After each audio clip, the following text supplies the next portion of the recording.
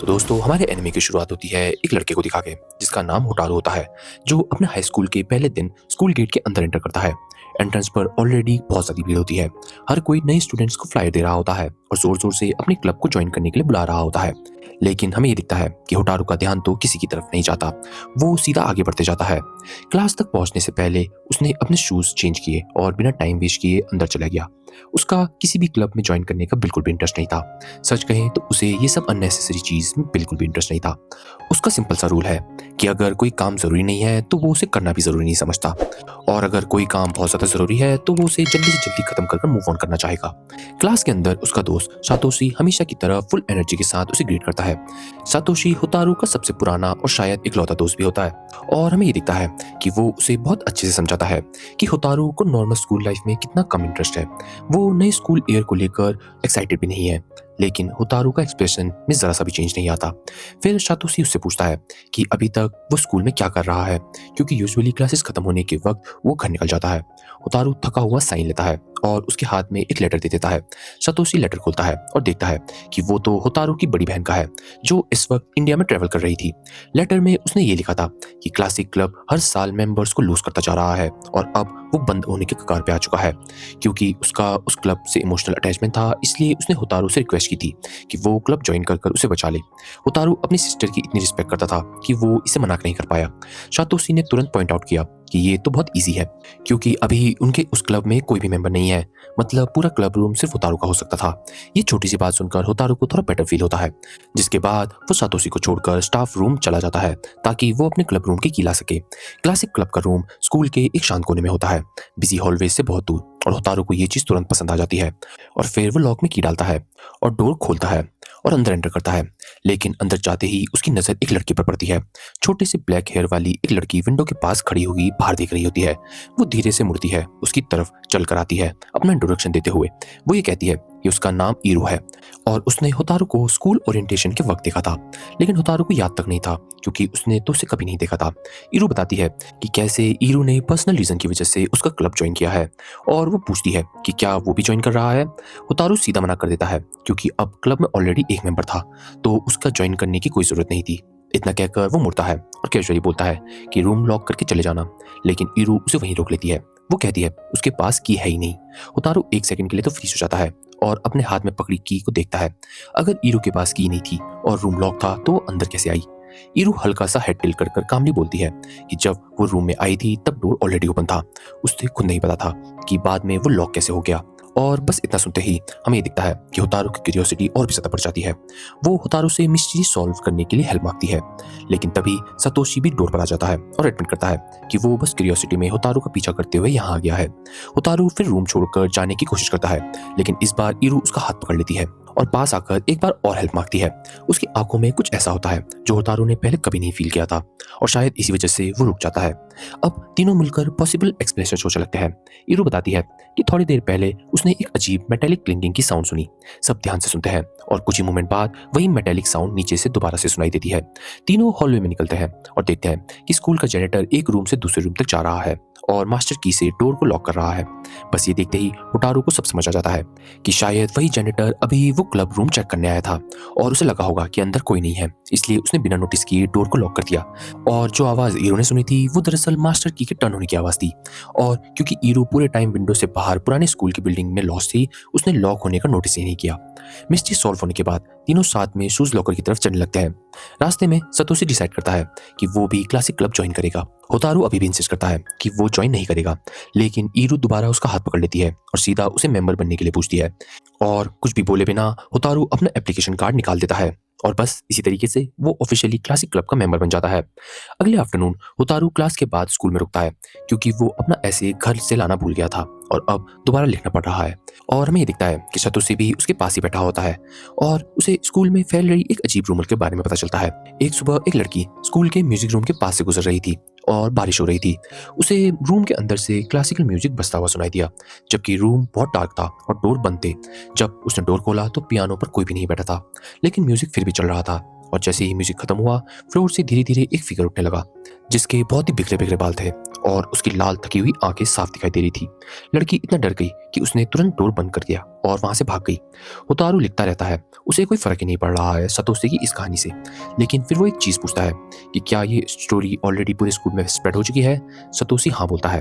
ये सुनते ही होतारू तुरंत गेस कर लेता है कि अब ये स्टोरी ईरो के कान तक भी पहुंच गई होगी और वो कभी भी उसके पास ये इन्वेस्टिगेशन करने के लिए आ सकती है।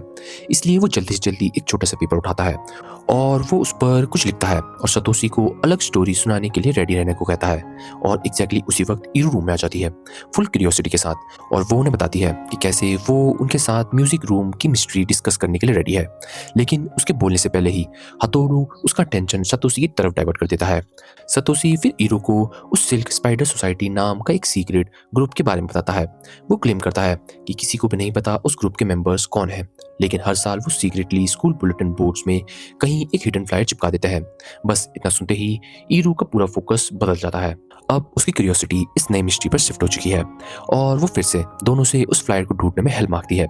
जिसके बाद तीनों फर्स्ट फ्लोर के मेन नोटिस बोर्ड के पास पहुंचते हैं। बोर्ड ऊपर से नीचे तक कलरफुल क्लब पोस्टर से भरा हुआ होता है। काफी ध्यान से चेक करने के बाद होतारू एक बड़ा सा क्लब पोस्टर के पीछे छुपा हुआ छोटा नोटिस पॉइंट आउट करता है। ईरू उसे पास से देखती है, लेकिन इस बार उसका रिएक्शन पहले जितना स्ट्रांग नहीं था।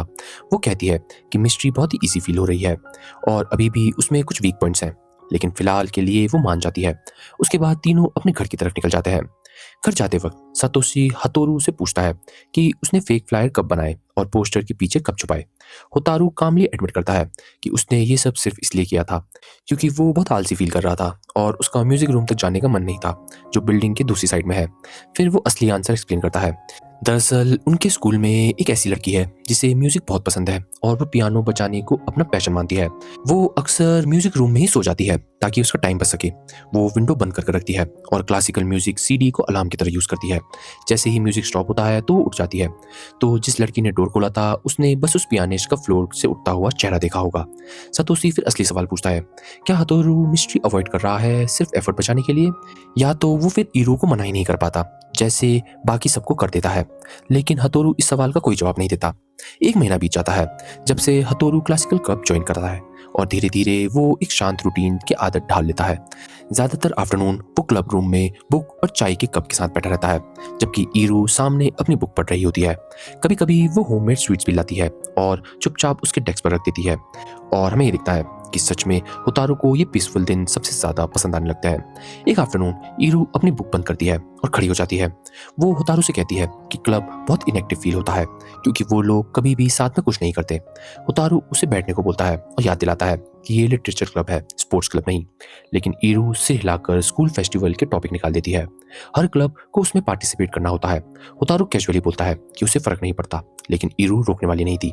वो ये बताती है कि कैसे हर साल क्लासिक क्लब का एक ट्रेडिशन है कि वो फेस्टिवल के अंदर एंथोलॉजी बनाते हैं और वो इस ट्रेडिशन को कंटिन्यू रखना चाहती है। होतारू तुरंत मना कर देता है क्योंकि उसे ये सब बहुत ही ज्यादा ट्रबलसम लग रहा था। लेकिन ईरू भी इजीली गिव अप नहीं करती। वो सीधा बोल देती है कि जब तक वो मान नहीं जाता तब तक वो उसे रोज इस बारे में पूछते रहेगी। होतारू थोड़ा सोचता है और रियलाइज करता है कि एक बार हेल्प कर देनी चाहिए। रोज रोज उसकी रिक्वेस्ट सुनने के लिए वो तैयार नहीं है और फाइनली वो मान जाता है। फिर वो पूछता है कि क्या ईरू को एंथोलॉजी बनाना आता है। ईरू ऑनेस्टली एडमिट करती है कि उसका प्लान था पुराने एंथोलॉजीज ढूंढना और देखना कि प्रीवियस मेंबर्स कैसे बनाते थे। दोनों मिलकर क्लब रूम में सर्च करने लगते हैं। डोर खोलते हैं, शेल्फ चेक करते हैं, लेकिन उन्हें कुछ नहीं मिलता। होतारू वापस चेयर पर बैठ जाता है, लेकिन ईरू बोलती है सर्च अभी खत्म नहीं हुई है। वो उसे लिटरली चेयर से खींचकर स्कूल लाइब्रेरी तक लेकर जाती है। लाइब्रेरी के अंदर फ्रंट डेस्क पर एक शॉर्ट हेयर्ड गर्ल बैठी हुई थी जिसका नाम मयाका था। जैसे ही वो होतारू को देखती है उसे तुरंत पहचान लेती है और इरिटेटिव फेस बनाने लगती है। वो उसे वार्निंग देती है कि ट्रबल क्रिएट मत करना। होतारू भी ड्राई सा कमेंट मार देता है जिससे मयाका और ज्यादा इरिटेट हो जाती है। तभी शेल्फ के बीच से सतोशी आ जाता है और मयाका का एक्सप्रेशन इंस्टेंटली चेंज हो जाता है और हमें ये दिखता है कि ईरू भी ये चीज तुरंत नोटिस कर देती है। हतोरू धीरे से एक्सप्लेन करता है कि कैसे मिडिल स्कूल से ही मयाका को सतोशी बहुत पसंद है। सतोशी वार्मली सबको ग्रीट करता है और ईरू और मयाका का इंट्रोडक्शन करवाता है। ईरू बिना टाइम वेस्ट किए पूछती है कि क्या लाइब्रेरी में क्लासिक क्लब की पुरानी एंथोलॉजीज हैं। मयाका बताती है कि उसने उन्हें नॉर्मल शेल्फ्स पर नहीं देखा है, लेकिन शायद वो बैक आर्काइव्स में हो सकती है। प्रॉब्लम सिर्फ ये थी कि आर्काइव का एक्सेस सिर्फ हेड लाइब्रेरियन दे सकता था। वो अभी तक आया नहीं था, इसलिए उनके पास वेट करने के अलावा कोई ऑप्शन नहीं था। वेट करते वक्त सातोशी मैका से उस स्ट्रेंज पैटर्न के बारे में पूछता है जिसका उसने पहले मेंशन किया था, और हमें दिखता है कि वहीं हतोरू क्वाइटली एग्जिट की तरफ बढ़ने लगता है, लेकिन ईरू की क्यूरियोसिटी ऑलरेडी टिकर हो चुकी थी, तो वो वहीं रुक जाता है। मायाका फिर एक्सप्लेन करती है कि पिछले कुछ हफ्तों से कुछ अजीब चीज नोटिस हो रही है। हर फ्राइडे लंच ब्रेक के दौरान कोई सेम बुक लाइब्रेरी से बोलो करता है और फिर दिन खत्म होने से पहले वो बुक वहीं वापस आ जाती है, जबकि स्टूडेंट्स को बुक 2 हफ्ते तक रखने की परमिशन होती है।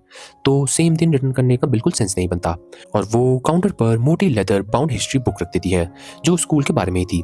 उस बुक का कवर काफी ओल्ड और एलिगेंट लग रहा था। ईरू उसे उठाकर कहती है कि ये बुक काफी ब्यूटीफुल लग रही है। फिर मेयाका बोरिंग रिकॉर्ड्स दिखाती है, और वहीं पर मिस्ट्री और भी ज्यादा स्ट्रेंज हो जाती है। हर फ्राइडे एक अलग लड़की ने वहां से वही बुक बोरो की थी। 5 हफ्तों में 5 डिफरेंट स्टूडेंट्स, सब सेम ईयर के, और सब सेम काम कर रहे हैं। हतोरू रिकॉर्ड्स को ध्यान से देखता है और नोटिस करता है कि चेकआउट और रिटर्न टाइम के बीच गैप बहुत कम था। इतनी थिक बुक को इतना जल्दी पढ़ना इम्पॉसिबल है, इसलिए वो सीधा बोल देता है ऑब्वियसली ये बुक पढ़ने के लिए नहीं बोरो की जा रही है। कुछ देर तक सब अलग अलग थ्योरीज देने लगते हैं। मायाका गेस करती है कि शायद हैवी बुक्स को किसी चीज के नीचे सपोर्ट करने के लिए यूज किया जा रहा है। सतोशी मजाक में बोलता है क्या पता उसे शील्ड की तरह यूज किया जा रहा हो। ईरू तो यहाँ तक कह देती है कि इतनी बड़ी बुक पिकल वेजिटेबल को प्रेस करने के काम आ सकती है। उनकी रैंडम बातें सुन सुनकर हतोरू इरिटेट हो जाता है और सबको चुप रहने को बोलता है ताकि वो ये सब प्रॉपर्ली सोच सके।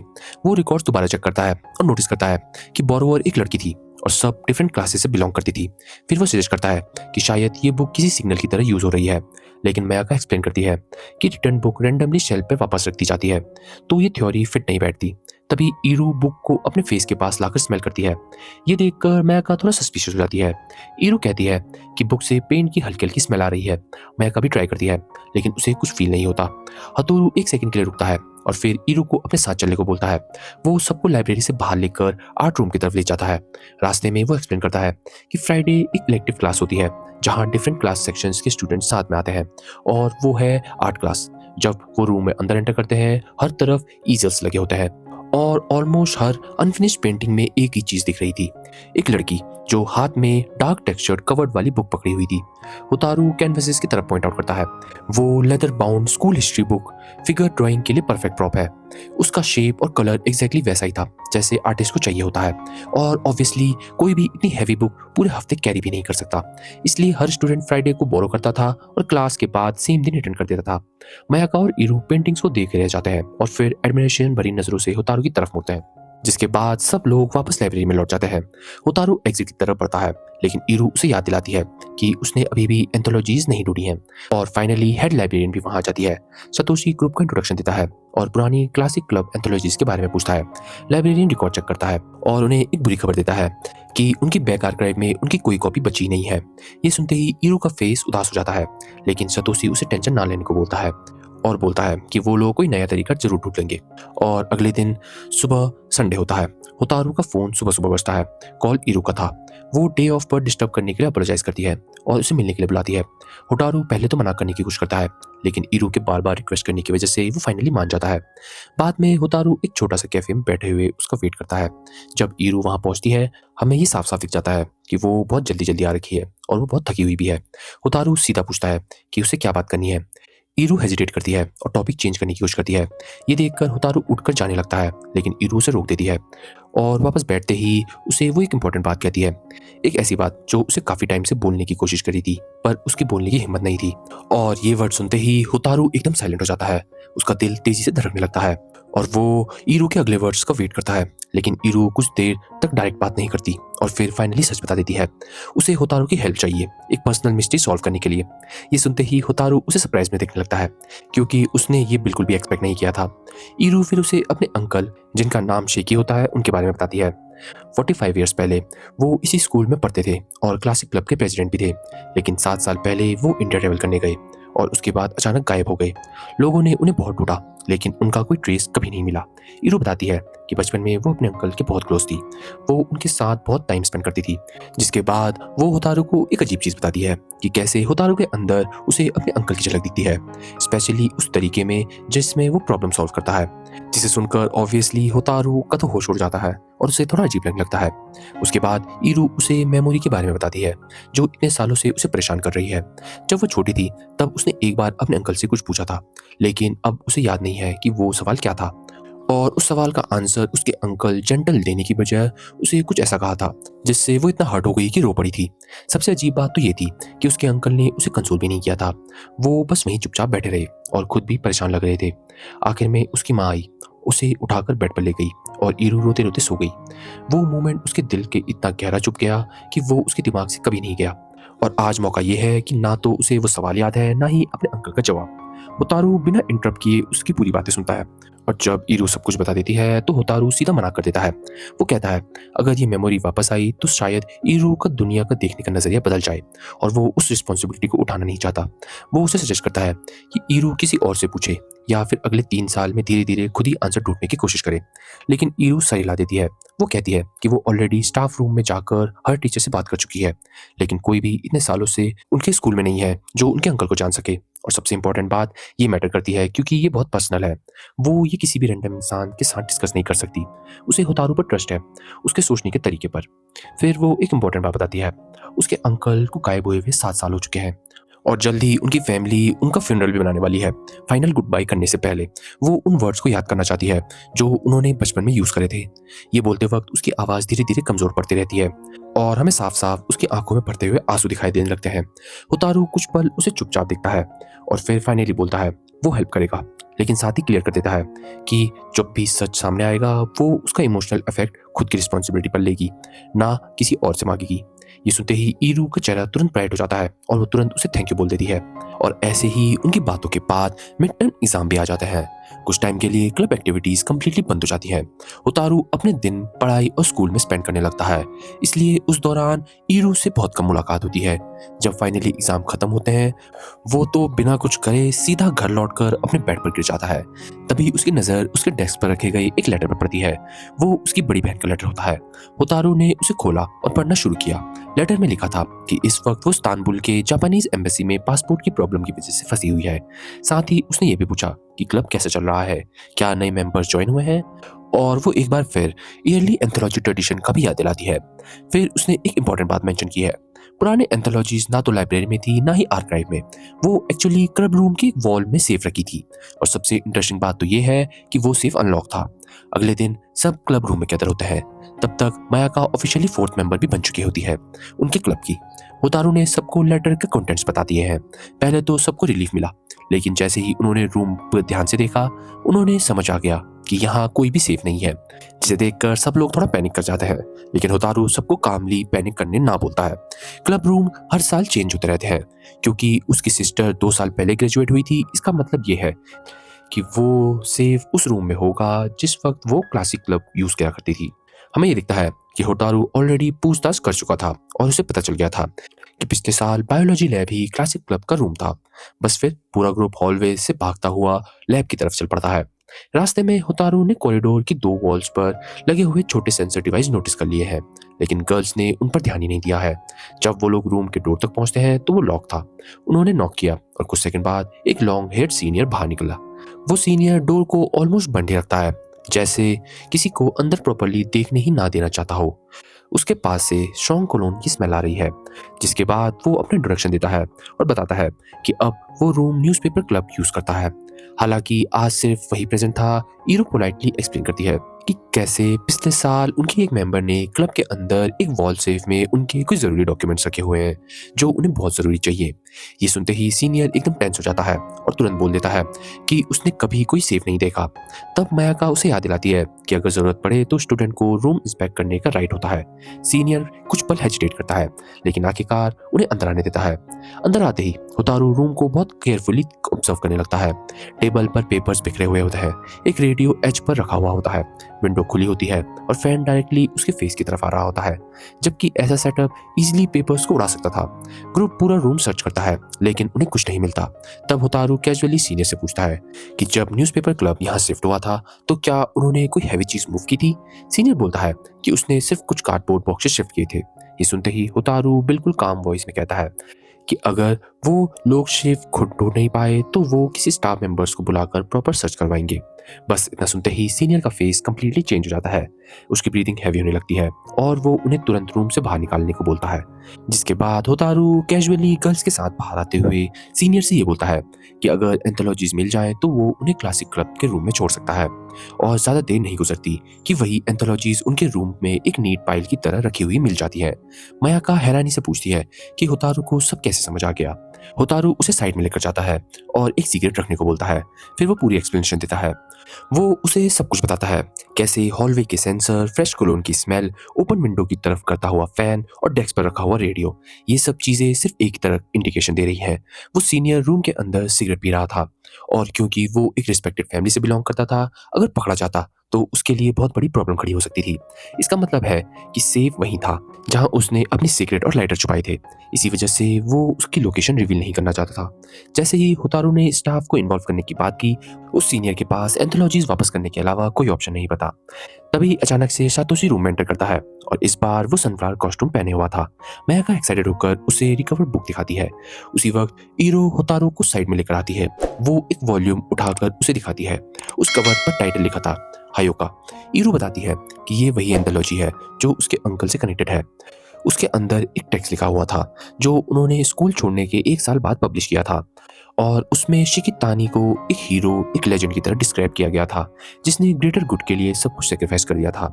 ईरू बहुत घबराते हुए ये कहने लगती है कि उसे लग रहा है कि आंसर बहुत पास है लेकिन वो अभी भी उस तक नहीं पहुंची है। ये सुनते ही होतारू पाइल में से फर्स्ट वॉल्यूम ढूंढने लगता है, वही वॉल्यूम जो उस वक्त का होगा जब ईरो के अंकल खुद स्टूडेंट थे।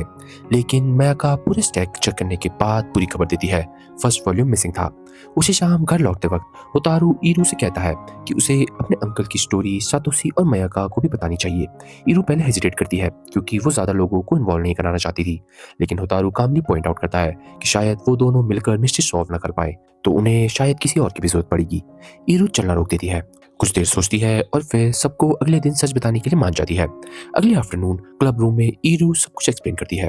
वो सातोशी और मायाका को अपने अंकल शिकेतानी या शिकी के डिसअपीयरेंस के बारे में बताती है, अपनी ब्लॉग मेमोरी के बारे में भी और उस फ्यूनरल के बारे में भी जो जल्दी होने वाला था। दोनों उसकी पूरी बात चुपचाप सुनते रहते हैं और जब वो फिनिश करती है तो बिना हेजिटेट किए उसकी हेल्प करने का प्रॉमिस कर देते हैं। उसके बाद ग्रुप डिसाइड करता है कि उनका मेन गोल ये पता लगाना होगा कि 45 साल पहले एक्चुअली हुआ क्या था। वो प्लान बनाते हैं कि वीकेंड पर सब ईरू के घर मिलेंगे और हर कोई अपनी रिसर्च और थ्योरी लेकर आएगा। सैटरडे का दिन आता है और पूरा आसमान ग्रे क्लाउड्स में ढका हुआ था। होतारू अपनी बाइसाइकिल के पास खड़ा वेट कर रहा था कि तभी उसे दूर से सातोशी की आवाज सुनाई देती है। सातोशी फुल स्पीड में साइकिल चलाता हुआ उसकी तरफ ही आ रहा होता है और लास्ट सेकंड पर ऑलमोस्ट क्रैश होते होते रुक जाता है। उसके बाद दोनों साथ में सिटी छोड़कर कंट्री साइड की तरफ निकल पड़ते हैं। राइड करते वक्त धीरे धीरे रोड्स और भी ज्यादा क्वाइट होती जाती हैं। दोनों तरफ राइस फील्ड और छोटी छोटी हिल्स फैलती जा रही होती हैं। राइड के दौरान होतारू सातोशी से पूछता है कि क्या वो अपनी हाई स्कूल लाइफ एंजॉय करता है। सातोशी थोड़ा स्लो हो जाता है और कहता है कि उसकी लाइफ में भी प्रॉब्लम्स हैं लेकिन वो हमेशा चेयरफुल रहना और अच्छी चीजों पर फोकस करना ज्यादा प्रेफर करता है। होतारू इसका कोई जवाब नहीं देता और बस चुपचाप साइकिल चलाता रहता है। काफी लंबी राइड के बाद आखिरकार वो फाइनली ईरू के घर पहुंच जाते हैं। ईरू का घर बहुत ही ज्यादा बड़ा था और रास्ते पर एंट्रेंस में एक बहुत ही बड़ा वुडन गेट भी था। गेट के पीछे एक पुराना ट्रेडिशनल स्टाइल का घर था जिसे जनरेशन से केयरफुली मेंटेन किया गया था। ईरू खुद डोर पर उनका वेलकम करती है और उन्हें अंदर लेकर जाती है। वो लोग पॉलिश फ्लोर और ओल्ड स्क्रीन वाले रूम को क्रॉस करते हैं और सातोशी तो ये घर देखकर एकदम चौंक जाता है। एक ऐसे ही इनर रूम में मायाका भी ऑलरेडी लो टेबल के पास बैठी थी और उनका वेट कर रही थी अपने सामने पेपर स्प्रेड करते हुए। सब लोग टेबल के अराउंड बैठ जाते हैं। ईरू सबको सेकंड एंथोलॉजी के प्रेफरेंस की कॉपी देती है। उसमें शेकी, जो सिर्फ एक स्टूडेंट नहीं बल्कि एक हीरो और लेजेंड की तरह डिस्क्राइब किया गया था जिसने ग्रेटर गुड के लिए सब कुछ सेक्रीफाइस कर दिया था, और ये पैसेज उनके स्कूल छोड़ने के 1 साल बाद लिखा गया था। और सबसे पहले ईरू अपनी थ्योरी शेयर करती है। उसका मानना था कि 45 साल पहले स्कूल फेस्टिवल के दौरान आउटसाइडर्स स्कूल में घुस गए थे और स्टूडेंट को हैरेस किया था और ट्रबल भी क्रिएट किया था। तब उसके अंकल उनके सामने खड़े हुए, स्टूडेंट को सपोर्ट किया और गैदर किया और उन आउटसाइडर्स को भगा दिया। लेकिन इस प्रोसेस में उन्होंने एक इंट्रूडर को टीचर के सामने हिट कर दिया और इसी वजह से वायलेंस की वजह से उसे एक्सपेल कर दिया गया। बाकी सब उसकी थ्योरी को ध्यान से सुनते हैं और उसके बाद कुछ सोचने लगते हैं। फिर सातोशी पॉइंट आउट करता है कि जिस टाइप के आउटसाइडर्स की ईरू बात कर रही है वो एक्चुअली उस इंसिडेंट के 5 साल बाद एग्जिस्ट करने लगे थे। होतारू भी ऐड करता है कि स्कूल ने काफ़ी पहले ही फेस्टिवल में मनी रिलेटेड स्टॉल्स बैन कर दिए थे, तो आउटसाइडर्स के पास वहाँ लूटने लायक कुछ भी नहीं था। ईरू उन दोनों की रीजनिंग्स होती है, फिर क्वाइटली उनकी बात एक्सेप्ट कर कर वापस बैठ जाती है। थोड़ी देर बाद सातोशी ईरू से पूछता है कि क्या वो लोग और जगह बैठ सकते हैं। ईरू वरांदा सजेस्ट करती है जो गार्डन पॉन्ड की तरफ खुलती है। सब अपने पेपर्स लेकर बाहर चले जाते हैं। क्लाउडी स्काई के नीचे पॉन्ड बिल्कुल शांत और डार्क लग रहा था, जिसके कुछ देर बाद मायाका की बारी आ जाती है। वो कुछ पेजेस सबको देती है और अपनी थ्योरी एक्सप्लेन करना स्टार्ट करती है। उसका मानना था कि पूरा मैटर गवर्नमेंट और स्कूल के बीच पॉलिटिकल स्ट्रगल से कनेक्टेड था। उसके अकॉर्डिंग अथॉरिटीज सर्कुलम के कंट्रोल करना चाहती थी ताकि स्टूडेंट ओबीडियंट सपोर्टर्स बन जाएं, लेकिन स्कूल ने उस प्रेशर को अपोज किया। टीचर्स और स्टूडेंट्स ने मिलकर प्रोटेस्ट करे और स्ट्राइक करे, और शेकी ने खुद उन रेजिस्टेंस को लीड किया। इसी वजह से ऑफिशियल्स ने उसे टारगेट किया और अपने इन्फ्लुएंस कर कर स्कूल से हटा दिया। होतारू और सातोशी दोनों मानते हैं कि मयाका की थ्योरी का स्ट्रक्चर काफी स्ट्रांग है, लेकिन उन्हें एक क्लियर प्रॉब्लम भी नजर आती है। जो प्रोटेस्ट मयाका मेंशन कर रही थी वो जून में हुआ था, जबकि सेकी स्कूल में अक्टूबर को छोड़कर चला गया था। इन दोनों डेट्स के बीच गैप इतना बड़ा था कि उसे इग्नोर नहीं किया जा सकता, इसलिए उसकी थ्योरी अभी परफेक्टली फिट नहीं बैठ रही है। कुछ देर बाद सतोशी एडमिट करता है कि उसे भूख लग रही है। ईरू सबको वापस किचन में लेकर जाती है और डिस्कशन कंटिन्यू रखते हुए राइस बॉल बनाना स्टार्ट करती है। धीरे धीरे फ्रेश राइस केक की स्मेल पूरे एरिया में फैलने लगती है और ऐसे ही वो लोग खाते खाते बातें भी करते हैं। उसके बाद सातोशी अपने कलेक्ट किए हुए ओल्ड न्यूज़पेपर की क्लिपिंग और स्कूल न्यूज़लेटर टेबल पर स्प्रेड करता है। उसकी थ्योरी थोड़ा मयाका जैसी थी, लेकिन उसने फोकस चेंज कर दिया था। उसका मानना था कि असली कॉन्फ्लिक्ट गवर्नमेंट और स्कूल के बीच में नहीं, बल्कि स्टूडेंट्स और टीचर के बीच में था। उसके अकॉर्डिंग स्कूल कल्चरल फेस्टिवल के ड्यूरेशन में काम कम कराना चाहता था ताकि स्टूडेंट एकेडमिक्स पर ज्यादा फोकस करें, और इसी वजह से प्रोटेस्ट स्टार्ट हो गए थे। लेकिन न्यूज़पेपर क्लिपिंग ये भी दिखाती थी कि प्रोटेस्ट मोस्टली पीसफुल थे। कहीं भी टीचर्स के साथ किसी फिजिकल फाइट का रिकॉर्ड नहीं था, और सबसे बड़ी बात वही सेम टाइम गैप यहाँ पर भी एग्जिस्ट करता था। प्रोटेस्ट कुछ महीने पहले हुआ था, पर शेकी का एक्सपल्शन उसके काफी बाद हुआ था।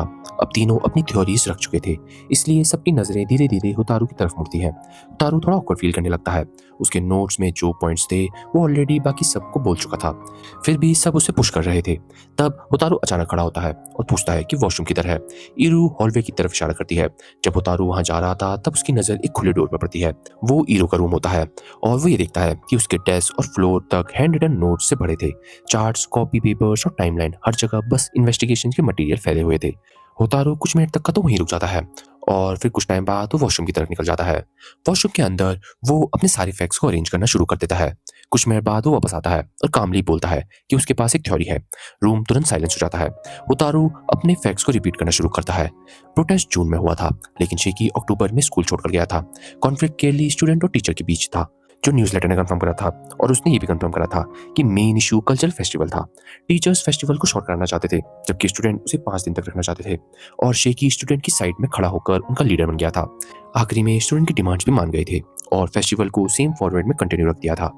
लेकिन होतारू का ये मानना था कि स्कूल ने वो कॉन्फ्लिक्ट कभी नहीं भूला, और अगर वो लोग शेकी को उस वक्त एक्सपेल कर देते तो स्टूडेंट और ज्यादा भड़क जाते, क्योंकि उनकी नजरों में शेकी एक हीरो बन चुका था।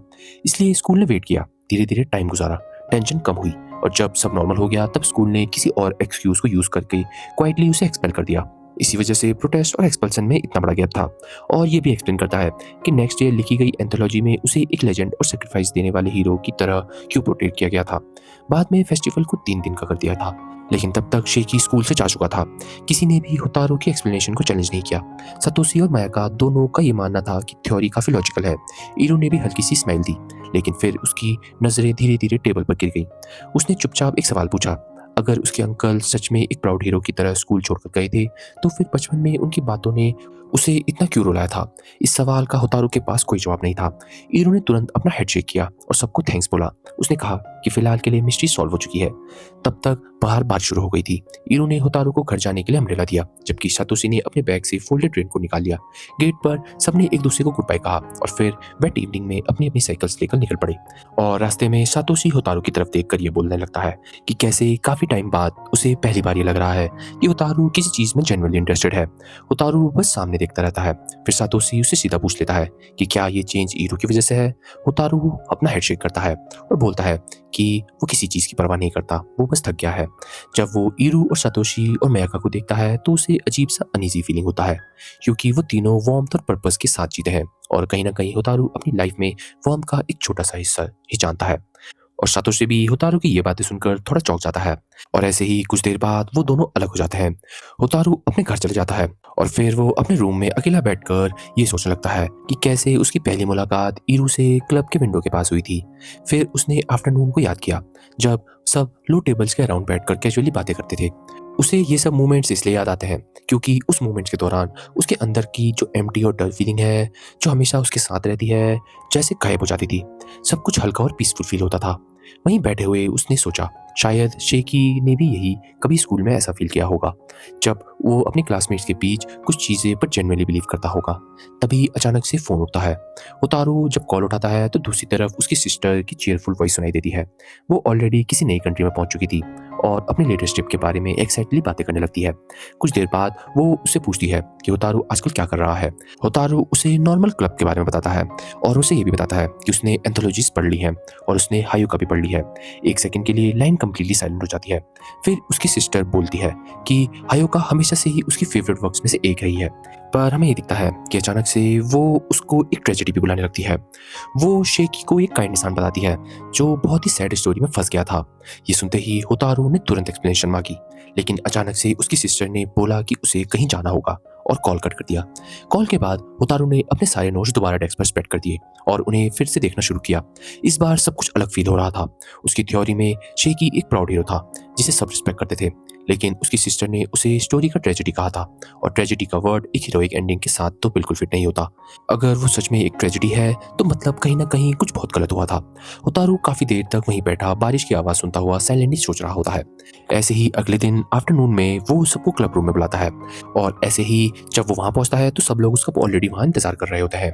होतारू ने डायरेक्टली बोला कि उसकी थ्योरी अभी भी इनकम्प्लीट है, क्योंकि अभी तक जो भी उन्होंने पढ़ा है सबसे पहले उन्होंने सेक्रीफाइस वर्ड देखा है जो अभी तक वो प्रॉपर्ली समझ नहीं पाए हैं। पर वो एंथोलॉजी एक नोबल एक्ट भी हो सकती है जो किसी ने विलिंगली की हो, या फिर एक पेनफुल चीज भी हो सकती है जो किसी पर जबरदस्ती थोपी गई हो। उन्हें अभी भी ये समझना है कि एक्चुअल मीनिंग क्या है। तब सातोशी बोलता है कि सच जानने के लिए एक ही तरीका बचा है, उस इंसान को ढूंढना जिसने ये एंथोलॉजी लिखी है या इसके बाद का कुछ लिखा है। होतारू फिर उसे जवाब देता है कि कैसे उसने ऑलरेडी चेक कर दिया है कि एंथोलॉजी के बारे में तो उसे नहीं पता, पर उसे ये पता है कि एंथोलॉजी के आगे जो भी लिखा गया है वो हेड लाइब्रेरियन याओको ने लिखा है। उसकी एज परफेक्टली एंथोलॉजी के टाइमलाइन से मैच करती हुई है, जो 45 साल पहले खुद क्लासिक क्लब की मेंबर रह चुकी है। बस फिर सब अपना सामान लेकर लाइब्रेरी की तरफ निकल पड़ते हैं।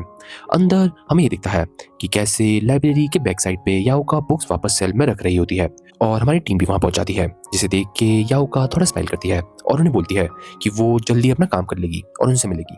मायाका तुरंत आगे बढ़कर बुक्स अरेंज करने में उसकी हेल्प करने लगती है और तभी हमें ये दिखता है होतारू याओका को वो एंथोलॉजी दिखाता है और पूछता है कि क्या उसने इसके आगे का कुछ भी लिखा है। वो कामली हाँ बोल देती है, पर वो उनसे पूछती है कि आखिरकार उन्हें इतने पुराने इंसिडेंट के बारे में क्यों जानना है।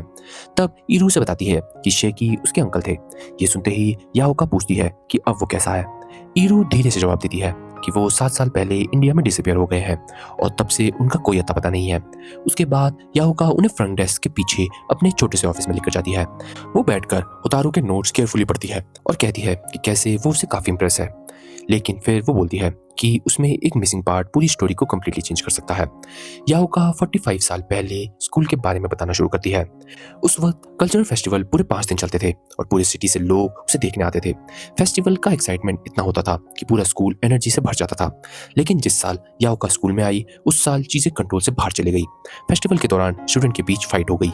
इसी वजह से प्रिंसिपल ने अनाउंस किया कि अब फेस्टिवल 5 दिन की जगह सिर्फ 2 दिन मनाए जाएंगे और उस पर काफी स्ट्रिक्ट रिस्ट्रिक्शन भी लगा दी गई। स्टूडेंट ने इस डिसीजन के अगेंस्ट स्ट्रॉन्ग रिएक्शन दिया।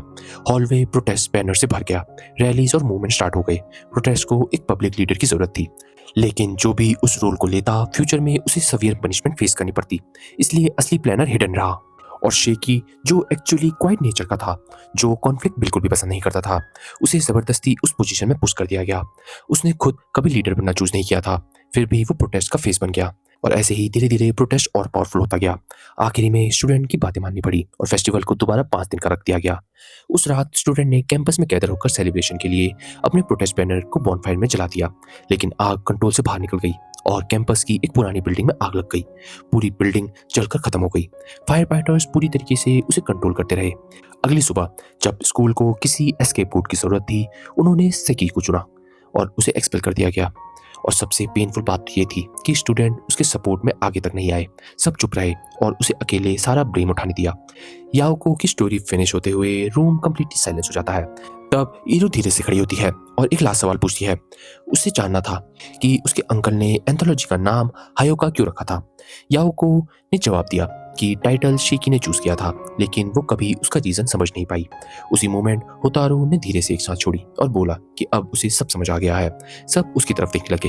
होतारू ने एक्सप्लेन किया, हायोका एक वर्ड प्ले था जिसे जापानीज में आइसक्रीम भी कहते हैं, लेकिन अगर उसे तोड़कर देखें तो वो आइसक्रीम भी बन जाता है, मतलब मेरा चिल्लाना। सेकी ने उस टाइटल के अंदर अपने असली इमोशन छुपा दिए थे। वो चिल्लाना चाहता था कि वो इनोसेंट था। वो चिल्लाना चाहता था कि कोई उसका साथ क्यों नहीं दे रहा है। वो चिल्लाना चाहता था क्योंकि उसके क्लासमेट्स ने उसकी लाइफ बर्बाद कर दी है। और फिर सब चुप हो जाते हैं। जैसे ही होतारू ये बात बोलता है, ईरू की आंखों में आंसू भर आ जाता है और फिर वो धीरे से कहती है कि उसे सब याद आ गया है। और वो बताती है कि कैसे बचपन में उसके अंकल ने ये कहा था कि कभी कभी तुम्हारे सबसे करीबी लोग भी तुम्हें सफर करता हुआ देखते रहेंगे और कुछ नहीं करेंगे, और एंड में तुम सिर्फ स्क्रीम कर सकते हो। वही बात सुनकर बचपन में ईरू इतना डर गई थी कि वो बहुत ही बुरी तरीके से रो गई थी, और शायद उसके माइंड ने इस मेमोरी को भुला दिया था। ईरू ने अपने आंसू रोके और होतारू को थैंक्स कहा। आखिरकार इतने सालों पुरानी मिस्ट्री फाइनली सॉल्व हो चुकी थी। अगले दिन ग्रुप फिल क्लब रूम में मिला। मयाका ने एंथोलॉजी का रफ ड्राफ्ट टेबल पर रख दिया। ईरू ने उसे पहली बार देखा और फिर होतारू को दे दिया। जब होतारू ने पेजेस खोले तो उसने देखा कि आर्टिकल में उसका नाम असाइन किया गया है। मयाका ने सीधे बोला कि मिस्ट्री सॉल्व होतारू ने की है, इसलिए आर्टिकल भी वही लिखेगा। ईरू ने ऑफर दिया कि वो उसकी जगह आर्टिकल लिख देगी, लेकिन मयाका ने फर्मली मना कर दिया।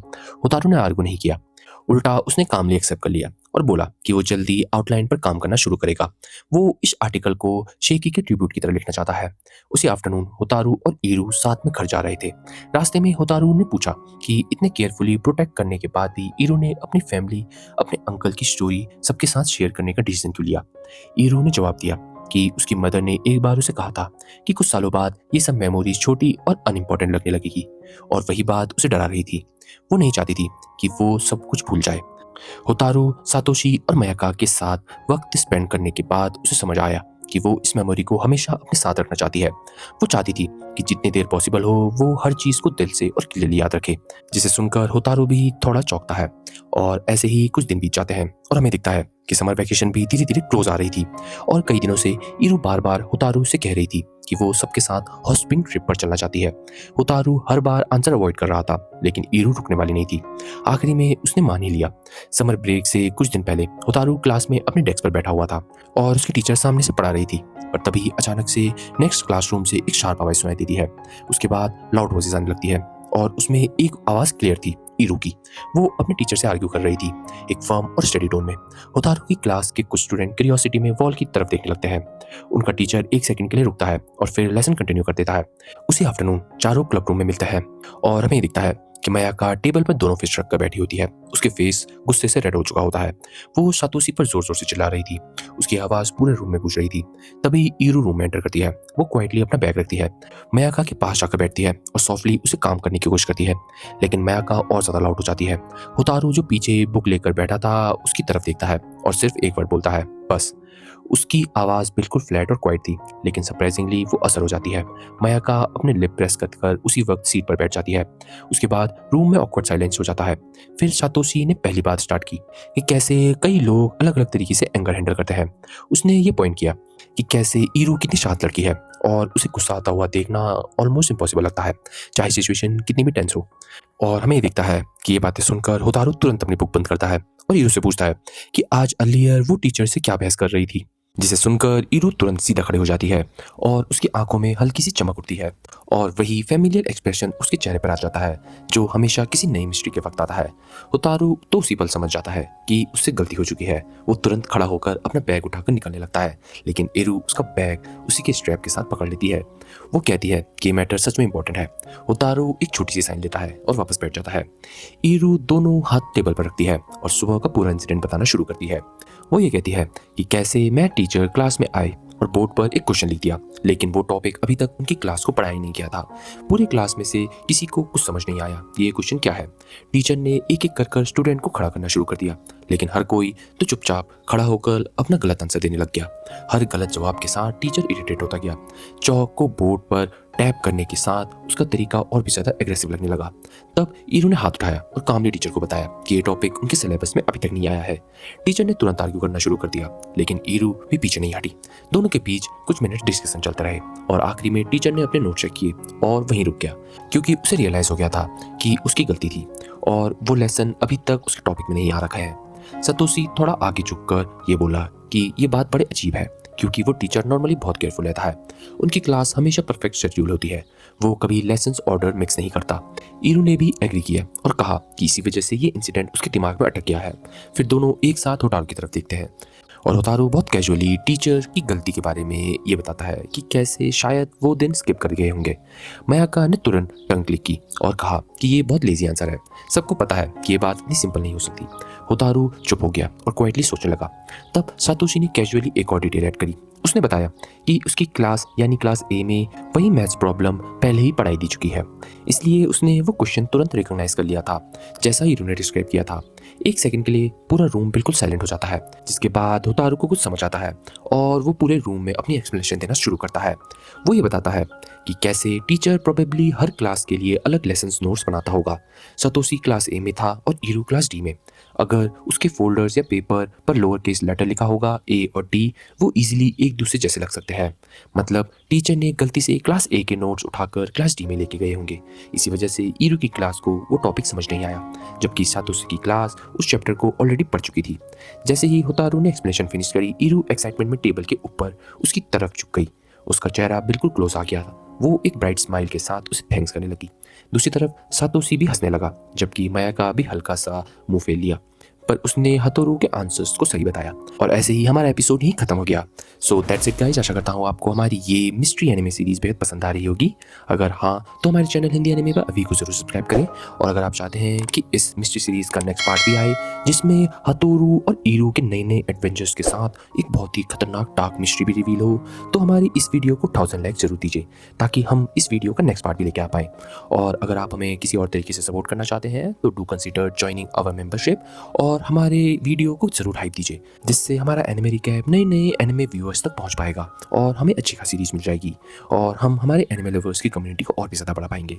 और अगर आप हमसे कुछ भी सवाल करना चाहते हैं तो कमेंट सेक्शन आपका ही है, आप वहाँ पर कुछ भी पूछ सकते हैं और हम सभी क्वेश्चंस का आंसर भी दे देंगे। तो मिलते हैं आपसे नेक्स्ट एनिमे रिकैप में, तब तक के लिए बाय बाय।